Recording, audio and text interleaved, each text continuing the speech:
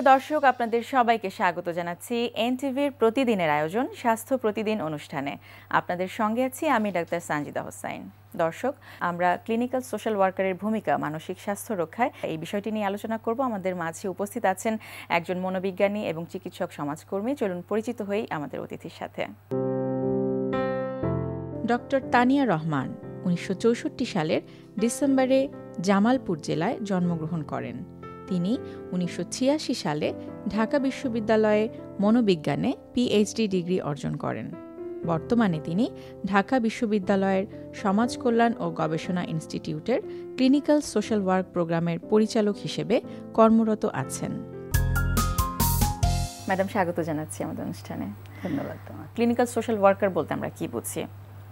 Clinical social worker বলতে আসলে আমরা বোঝাচ্ছি যে চিকিৎসা সমাজকর্মী, এটার বাংলা শব্দ যদি বলি, যে সমাজকর্মী যারা চিকিৎসা রিলেটেড ক্ষেত্রগুলোতে তাদের ভূমিকা রাখতে পারবে, অ্যাসিস্ট করাকেও বলবো এবং অ্যাসেস করার ক্ষেত্রে তাদের ভূমিকাটা রেখে থাকবে এবং তারা প্রফেশনালি তাদের হচ্ছে তারা প্রফেশনাল ডিগ্রি প্রাপ্ত হতে হবে। এখন প্রফেশনাল ডিগ্রি তো সোশ্যাল ওয়ার্কারেরও আছে। ওয়াই ক্লিনিক্যাল সোশ্যাল ওয়ার্কার, অর্থাৎ ক্লিনিক্যাল সাইটগুলোতে তাদের প্রফেশনাল ডিগ্রি, সোশ্যাল ওয়ার্কের ডিগ্রি থাকতে হবে। এই প্রফেশনালিজমটা তার জন্য খুব জরুরি। কারণ যে কেউ সোশ্যাল ওয়ার্ক করতে পারে, হ্যান্ডেল করতে পারে, কিন্তু যদি প্রফেশনাল না হয় তাহলে কিন্তু আমরা সেই প্রফেশনাল ক্লিনিক্যাল সোশ্যাল ওয়ার্কার বলতে পারবো না। তাহলে এই মানসিক স্বাস্থ্য বা মানসিক স্বাস্থ্য রক্ষার সাথে ক্লিনিক্যাল সোশ্যাল ওয়ার্কারদের সম্পৃক্ততা কোথায়? একদম ওতপ্রোতভাবে জড়িত। মানসিক স্বাস্থ্য যেমন শারীরিক স্বাস্থ্যের সাথে সম্পর্কিত। অনেক আগে আমরা তো শারীরিক স্বাস্থ্য নিয়ে শুধু বলতাম যে এই ভিটামিন সি খাও, ভিটামিন ডি খাও, ভিটামিন এ, ভিটামিন কে, অনেক কথাই বলতাম, কিন্তু কেউ কিন্তু বলতাম না মানসিক স্বাস্থ্যের জন্য একটু স্ট্রেস মুক্ত হও, একটু ডিপ্রেশন থেকে বের হয়ে আসো, একটু আনন্দ করো, রিক্রিয়েশন করো, রিলিফ দাও। অনেকে বলতাম যে অমুকের হাজব্যান্ড মারা গেছে, ও কাঁদছে না, কাঁদাও না কেন, কাঁদাও না কেন। জিনিসগুলো আমরা বলতাম, কিন্তু কখনো গভীরে চিন্তা করতাম না যে কেন। অর্থাৎ ইমোশনাল এটা যে এক্সপ্রেস হতে হয়, এটা রিলিফ হতে হয়, এই জিনিসগুলো নিয়ে কেউ কখনো চিন্তা করে নাই। তো ক্লিনিক্যাল সোশ্যাল ওয়ার্কাররা সাথে মেন্টাল হেলথের একটা সাংঘাতিক রকমের সম্পর্ক। কারণ আমরা যে মানসিক ছোট ছোট জিনিসগুলো আমাদের মানসিক স্বাস্থ্যের উপর প্রভাব ফেলে। যেমন আমরা যদি নখ না কাটি, নখের ময়লা থাকে, ওইটা থেকে ডায়রিয়া হয়, তেমনিভাবে ছোটোখাটো স্ট্রেস, ছোটোখাটো প্রবলেমগুলোকে আমরা সেই মুহূর্তে যদি সলভ না করি তাহলে এটা কিন্তু লং রানে যে আমাদের মেন্টাল হেলথের উপর, সাইকোলজিক্যাল স্টেটের উপর বিরাট ইম্প্যাক্ট পড়ে। এবং এটার কিন্তু অনেক বড় মাসুল আমাদেরকে অনেক পরে দিতে হয়। যখন আমরা বলি যে অনেক দেরি হয়ে গেছে, আপনারা আগে আসেননি কেন, আগে আসার সময়টাই হচ্ছে ক্লিনিক্যাল সোশ্যাল ওয়ার্কারদের কাছে যাবে। এক্স্যাক্টলি ওই জায়গাটা যেন আগে আসেননি কেন এই কথাটার মুখোমুখি আমাদের না হতে হয়। এই মানসিক স্বাস্থ্য রক্ষার জন্য আমরা বলবো এটা স্বাস্থ্য, শারীরিক স্বাস্থ্য যেমন রক্ষা করতে চাই, তেমনি মানসিক স্বাস্থ্যটাকেও আমরা রক্ষা করতে চাই। এই রক্ষা করার জন্যই ক্লিনিক্যাল সোশ্যাল ওয়ার্কাররা বা সমাজকর্মীরা ভূমিকা রাখতে পারে। কারণ একটা ডিসঅর্ডারে চলে যাওয়ার আগে আসলে আমাদের সতর্ক থাকতে হবে, সেই সময়টাকে বের করতে হবে যে আসলে কখন যাব, কার কাছে যাব, এবং এটা সম্পর্কে আমাকে আগে জানতে হবে।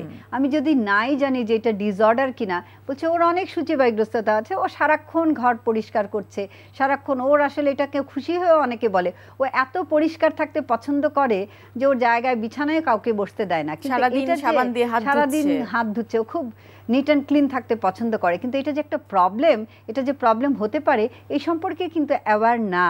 তো ফলে এই কমিউনিটিকে, এই আমাদের গ্রুপগুলোকে, ইন্ডিভিজুয়ালকে এই সম্পর্কে শিক্ষিত করে তোলা, আমি বলবো শিক্ষিত বলতে ওইখানে মানে প্রাতিষ্ঠানিক শিক্ষিত না, মানে এই সম্পর্কে তাদের অ্যাওয়্যার করার ক্ষেত্রে ক্লিনিক্যাল সোশ্যাল ওয়ার্কাররা অনেক বড় ভূমিকা রাখতে পারে।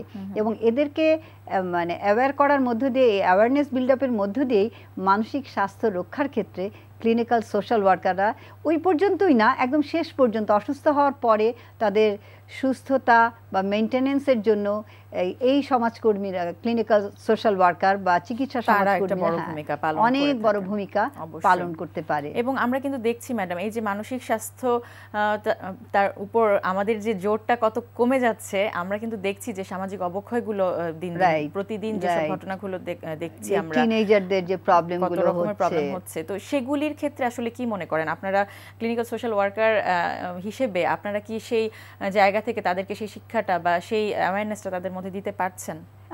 আসলে আমি এটা গতদিনও আমরা এটা বলেছি যে আমরা আসলে অ্যাওয়ারনেস বিল্ড আপ করার জন্য কাজ করে যাচ্ছি। আর তাছাড়া যেটা হয়েছে, আমরা এটা 4 বছর ধরে আমাদের এটা প্রফেশনাল ডিগ্রি দেওয়া আমরা শুরু করেছি। এবং এইখানে ক্লিনিক্যাল সোশ্যাল ওয়ার্কের 3টা ব্যাচই কিন্তু আমাদের বিভিন্ন জায়গায় যখন ফিল্ডে যাচ্ছে এবং যাওয়ার পর তারা বিভিন্ন জিনিসগুলো দেখছে, এ ব্যাপারে সেমিনার দিচ্ছে। আমরা ন্যাশনাল ইন্টারন্যাশনাল সেমিনারগুলো করার মধ্য দিয়ে আমরা বিভিন্ন চিকিৎসা প্রতিষ্ঠানগুলোর সাথে বিভিন্ন সংশোধনী প্রতিষ্ঠান যেমন কিশোর উন্নয়ন সংস্থা, সিআরপি বা বিভিন্ন জায়গায়, যেই জায়গায় যখন কোনো ক্রাইসিস দেখছি, মাদকাসক্তি নিরাময় কেন্দ্র, বিভিন্ন জায়গাগুলোতে যাচ্ছি, তাদের প্রবলেমগুলোকে দেখার চেষ্টা করছি এবং ওই জিনিসগুলোকে নিয়ে, ওই ইস্যুগুলোকে নিয়ে আমরা গ্রামে গঞ্জে বিভিন্ন জায়গায় ক্যাম্পিং করার ব্যবস্থা করছি। ফিল্ডে যাচ্ছে স্টুডেন্টরা, এই ব্যাপারে ওইখানে বলছে, জানাচ্ছে, মানে এবং জানাতে চেষ্টা করছে এবং জেনে আসছে কেমন তাদের প্রবলেমগুলো কি, কোথা থেকে এটা রুটটা, সূত্রপাতটা কোথায়। হাজবেন্ড তার ওয়াইফের সাথে অবিরত ঝগড়া করে যাচ্ছে, তাদের দাম্পত্য কলহ বেড়েই যাচ্ছে, কেন, আসলে এটার মূলে কি, সেটি তো আসলে বের করতে হবে। নট অনলি দাম্পত্য কলহ আছে, এখানে এক্সট্রা ম্যারিটাল অ্যাফেয়ার্স দেখা যাচ্ছে, বিভিন্ন সমস্যার কারণে দেখা যাচ্ছে বাচ্চারা এফেক্টেড হয়ে যাচ্ছে, সেই বাচ্চারা আবার পরবর্তীতে ওই কাজগুলো করছে। এই যে কনসিকুয়েন্স গুলো দেখা যাচ্ছে গ্রামে, আমরা বলছি যে এই কাজগুলো তো দেখা যাচ্ছে গ্রামের মাতব্বররা করছে, না জেনেও করছে, তারা বিচার করছে, কিন্তু তার আগের যে রূপটা সেটা কিন্তু এই ব্যবহারগুলো কেন করছে। আমরা কিন্তু অনেক কথা না জেনে না বুঝে, প্রফেশনাল না হয়েও কিন্তু ইউজ করে আসছে। আমরা বলছি এটা মা, নানিরা, খালারা, দাদিরা বলে আসছে। তারপর বলছে বাড়িতে রাগ হয়েছে, বাচ্চার উপরে সেটার ঝালটা ঝাড়ছে। তার মানে কি, এখানে আমরা আসলে এক জায়গা থেকে রিপ্লেসমেন্ট আমরা যেটাকে বলি, যে তার পেছনে বাচ্চাকে যে এখন মারছে, তার মারার কথা না, সে কেন করছে, পেছনের কারণটা কি। অর্থাৎ সে তার যে রাইট, তার যে বলার জায়গা, তার যে সিকিউরিটি, ইনসিকিউর ফিল করা, এই জিনিসগুলোই সে জানে না যে তার আসলে কতটুকু রাইট আছে, সে কতটুকু পর্যন্ত নিতে পারে, মানে ওই জায়গাটা, ওই মার্জিনটাই সে ঠিক করতে পারে না। তখনই দেখা যাচ্ছে বিভিন্নভাবে মানসিকভাবে সে অসুস্থ হয়ে যাচ্ছে। কিন্তু যদি তারা জানতে পারতো যে না, এই পর্যন্ত টলারেবল বা এখানে টলারেট করা যায়, এরপরে আসলে করা যায় না। তো এই জায়গাটা জানার জন্য তো আমাকে অ্যাওয়্যার হতে হবে, আমার বিষয়গুলোকে জানতে হবে। আমরা জানি না যে বলা যাবে না, মানুষ খারাপ বলবে পাগল, আগের দিনের ভাষায় যেটা বলতো যে পাগল, বা এই চিকিৎসকের কাছে যাচ্ছে, সাইকিয়াট্রিকের কাছে কেন যাচ্ছে, এদের তো নিশ্চয়ই কোনো সমস্যা আছে, ওই বংশের মেয়ে বিয়ে আনা যাবে না, ওখানে বিয়ে করানো যাবে না, বিয়ে দেওয়া যাবে না। আসলে অনেকেই পারছে না। এটা যে আসলে কিছু না, এটা শরীরের অসুস্থতার মতো, এটা হচ্ছে আমাদের মানসিক অসুস্থতা, বা আমরা যদি বলি সাইকোলজিক্যাল একটা প্রবলেম, যে প্রবলেমটার থেকে আমরা সহজেই উত্তরণ পেতে পারি। আবার যদি না হয় সেটাকে ম্যানেজ করতে পারি। ডায়াবেটিস হলে উত্তরণ না পেলে কি করে, এটা ম্যানেজ করে চলে, তো তেমনিভাবে কন্ট্রোল করে চলতে হবে। যদি আমাদের মানসিক কোনো প্রবলেম হয়, ওইটাকে ম্যানেজ করে চলতে হবে, কন্ট্রোল করতে হবে, সুস্থ পরিবেশ যাতে থাকে। রাইট, আমাদের দরকারটা হচ্ছে সুস্থ থাকা, শারীরিক এবং মানসিকভাবে। এবং এর জন্য আমাদের এবারে থিমটাই তো তাই, মেন্টাল হেলথ ডে। আমরা জানি গত অক্টোবরে 10 তারিখে আমাদের গেল ওয়ার্ল্ড মেন্টাল হেলথ ডে। তো এখানে আমাদের থিমটাই কিন্তু ছিল তাই, যে মানসিক ডিগনিটি ইন মেন্টাল হেলথ, এখানে psychological first aid for all. অর্থাৎ এই ফার্স্ট এইড, আমরা ফার্স্ট এইড বলতে আমরা যে ফার্স্ট এইড বলছি যে প্রাথমিক চিকিৎসা, মানে এখানে বলেছে সাইকোলজিক্যাল ফার্স্ট এইড, তো সেটি দিয়ে আসলে কি বোঝানো হয়েছে? সাইকোলজিক্যাল ফার্স্ট এইড বলা হয়েছে এই কারণে, একটু মেনশন করে দিয়ে দেওয়া হয়েছে মেন্টাল হেলথের কারণে। কারণ ফার্স্ট এইড বলতেই আমরা বুঝি একটা ফার্স্ট এইড বক্স, যেখানে থাকবে ব্যান্ডেড, যেখানে থাকবে কটন, যেখানে থাকবে স্যাভলন, ডেটল, এইটা, এবং প্রাথমিক চিকিৎসার জন্য যা যা দরকার। কিন্তু এটা হচ্ছে ফিজিওলজিক্যাল প্রাথমিক চিকিৎসার ফার্স্ট এইড। আর আমাদের যে সাইকোলজিক্যাল ফার্স্ট এইড, মানে মানসিক চিকিৎসা, মানে অসুস্থতার জন্য, তাহলে এটার ফার্স্ট এইডটা কি? This is psychological first aid. Because এখানে ওইভাবে কোনো মেডিসিন একটা বক্সের মধ্যে ভরে নিয়ে যাওয়া যাবে না। এই ফার্স্ট এইডের জন্য আমার অ্যাওয়ারনেস বিল্ড আপ করতে হবে। আমাকে তখন যেতে হবে সেই লুক, যে আমার আসলে কি আছে। লেসন তো আমরা জানি যে এই সাইকোলজিক্যাল প্রবলেমগুলো হতে পারে, তো আমাকে দেখতে হবে যে ওই যখন একটা ডিজাস্টার ঘটলো কোনো একটা জায়গায়, আমি রানা প্লাজার কথা বলি, ওই জায়গাটাতে প্রথম কি দরকার, ওইখানে তখন তার সিকিউরিটি দরকার, যে না আমি বেঁচে আছি, বেঁচে থাকবো। ওইখানে যদি রাস্তা থেকে অনেক লোক যে হেল্প করেছে, কিন্তু ওইখানেও কিন্তু professional social worker, psychologist, clinical social worker সবারই দরকার। কারণ ওইখানে যে মানুষটিকে হাত পা কেটে বের করে এনেছে সে হয়তো তৎক্ষণাৎভাবে বা তখন সে সুস্থ হয়েছে আস্তে ধীরে, কিন্তু তার তখন যে মানসিক চাপটা, যে স্ট্রেসটা, সেটিকে আসলে ম্যানেজ করাটা বোধহয় ক্লিনিক্যাল সোশ্যাল ওয়ার্কার খুব জরুরি। কারণ ওই জায়গাটাতে সেই মুহূর্তে সে কিন্তু তার নিরাপত্তা খুঁজছে এবং খুব ইনসিকিউর ফিল করে। ওই সিকিউরিটিটা তাকে ফিরিয়ে দেয়া বা আমরা আছি তোমার পাশে, ভয় পাওয়ার কিছু নাই, এটা এনশিওর করা। কারণ ওই মুহূর্তে তারা খুব অসহায় হয়ে যায়। তো এই কাজগুলো, এই ফার্স্ট এইডগুলোই দরকার। এই যে তাদের সময় মতো তাদের পাশে দাঁড়ানো, ক্রাইসিস মোমেন্টে এই ইন্টারভেনশন দেওয়া, ক্রাইসিসগুলোকে মানে রিডিউস করে নিয়ে আসা এবং পাশে দাঁড়িয়ে এটাকে প্রফেশনালি এটাকে হ্যান্ডেল করা। কারণ অনেক সময় হয়ে থাকে কি, আমরা একটা আহা উহু করে যদি বলি আল্লাহ তোমার পানায় কি হবে, খুব সমবেদনা জানালাম, ওই মুহূর্তে সেটা করার কথা নয়। তো ফলে এখানে যদি প্রফেশনালি না যায়, স্ট্রং করা, তাহলে কিন্তু একটু প্রবলেম হয়ে যায়। আমরা চেষ্টা করি সবাই যে হেল্প করতে, কিন্তু সবার হেল্পটা সেই ক্ষেত্রে কিন্তু আসলে জরুরি না, কাজে লাগবে না। কারণ বরং অনেক ক্ষেত্রে উল্টা হতে পারে। যেমন আমি যদি খুব সিম্পলি যদি বলি ফিজিক্যালি এতে, যে আমাদের যখন কোনো কিছু পুড়ে যায়, হাত পুড়ে যায়, তখন বার্নাল না দিয়ে অনেকে বলে যে এখানে আরেকটু গরম পানি দিয়ে দাও বা ঠান্ডা পানি দিয়ে দাও। তো তাহলে কিন্তু ওইটার কি হবে, অনেকে অনেক রকম টোটকা কাজ করার চেষ্টা করে, দেখা যাচ্ছে ওইটা করতে যে কিন্তু উল্টা এফেক্ট হয়ে যায়। ঠিক তেমনি ভাবে ওটা ফার্স্ট এইড দেওয়ার মতোই বলে যে ওটা হয় না একটু লবণ লাগাও, লবণ লাগাও। এখন তোমার গরম পানি পড়ে গেছে, বলছে লবণ লাগাও, কেউ বলছে পেস্ট লাগাও। এখন কোনটা যে ঠিক এক একজন এক একটা বলে, কিন্তু প্রফেশনাল যে জানে তার কথাটাই কিন্তু সবচেয়ে বেশি কাজে দেবে। ম্যাডাম, একদম শেষ পর্যায়ে চলে এসেছি। আমি খুব সংক্ষেপে একটু জানতে চাইবো যে সরকারিভাবে কোনো সাহায্য কি আপনারা এই ক্ষেত্রে পেয়েছেন কিনা?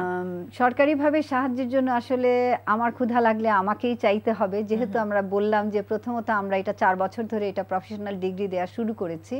তো আমরা গত বছর থেকেই এটা নিয়ে চেষ্টা করছিলাম এবং এইবার 2016-র যে মেন্টাল হেলথ অ্যাক্ট, এখানে আমাদের ক্লিনিক্যাল সোশ্যাল ওয়ার্কারদের ভূমিকা এবং এটাকে ইনক্লুড করার জন্য আমরাও একটা দিয়েছি এবং আশা করছি আমরা এইবার থেকে আমরা খুব শীঘ্রই আমরা সাধারণ যারা আছেন, আপামর জনসাধারণ আমাদের, তারা তাদের থেকে শুরু করে প্রতিটি স্তরে যাতে ক্লিনিক্যাল সোশ্যাল ওয়ার্কারদের যে সার্ভিসটা সেটি যাতে সবাই নিতে পারে, সেটি অবশ্যই আমরা কামনা করি এবং সেই আশা রাখি। আপনাকে অনেক অনেক ধন্যবাদ ম্যাডাম। তোমাকে অনেক ধন্যবাদ এনটিভিকে আমাদেরকে এই সুযোগটা দেওয়ার জন্য, আমাদের ক্লিনিক্যাল সোশ্যাল ওয়ার্ক সম্পর্কে কিছু বলার এবং অ্যাটলিস্ট আমি মনে করি যে সোসাইটিতে ক্লিনিক্যাল সোশ্যাল ওয়ার্ক সম্পর্কে জানানোর সুযোগটা আমি এনটিভির কাছে পেলাম, সেই জন্য এনটিভিকেও অনেক ধন্যবাদ।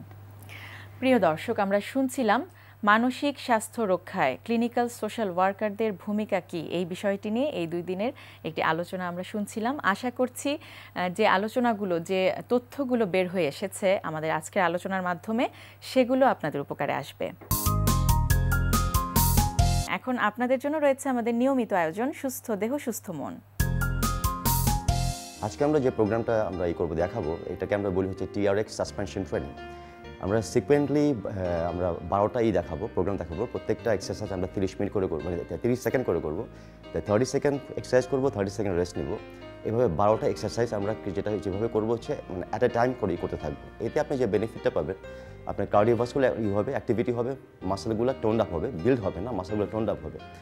অনেক সময় দেখা যায় যে অনেকে আছে জিম করতে চাচ্ছে না, কারণ জিম করলে অনেকে একটা ধারণা থাকে যে জিম এক্সারসাইজ করলে অথবা হেভি ট্রেনিং করলে ম্যাস বিল্ড হয়ে যায়, মানে মাসেলগুলো বড় হয়ে যাচ্ছে। হয়তো এই সমস্ত লুক অনেকেই করে না, মানে পছন্দ করে না। অনেকে চায় হচ্ছে একটা ফিটনেস লুক, মানে যে মাসেলটা আপনার আছে এখন ওইটাকে আরও কীভাবে ডিফাইন করতে হয় এবং টোন আপ করতে হয়।